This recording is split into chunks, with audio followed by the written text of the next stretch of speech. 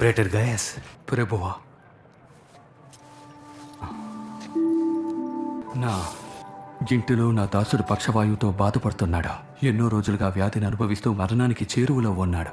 మీరే కాపాడాలి. నన్ను తన దగ్గర తీసుకువెళ్ళు. ప్రభువా, నువ్వు ఆయన్ని ప్రభువుని పిలిచావా? మీరు నా ఇంట్లోకి రావడానికి నేను పాత్రుణ్ణి కాను. రోమీయుల ఇంటిలో యూదుడివైన నీకు సౌకర్యంగా ఉండదని నాకు తెలుసు.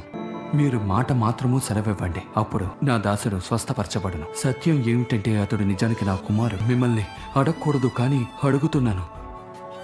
మీరు చేయగలరని నాకు తెలుసు. మీరు ఇబ్బంది పడకండి. ఒక ఆజ్ఞతో స్వయంగా ఇక్కడి నుంచే అతన్ని మీరు స్వస్థపరచవచ్చు. నా చేతి క్రింద సైనికులు ఉన్నారు. నేను ఒకరిని పొమ్మంటే పోతాడు, ఒకరిని రమ్మంటే వస్తాడు. ఈ లోకంలో నాకు తెలిసి నువ్వేది ఆజ్ఞాపించినా అది జరుగుతుంది. నాకు తెలుసు ఇది కూడా. పైకి లే.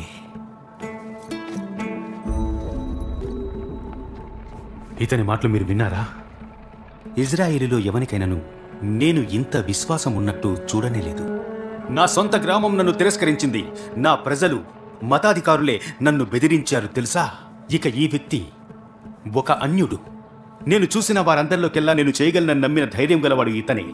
ఆ విషయం చెప్తూ ఉంటే గర్వంగా ఉంది.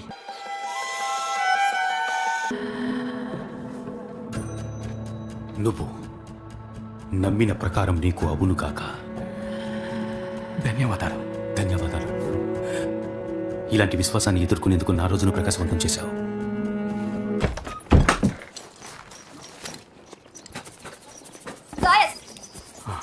నువ్వు ఇదైతే నమ్మవు.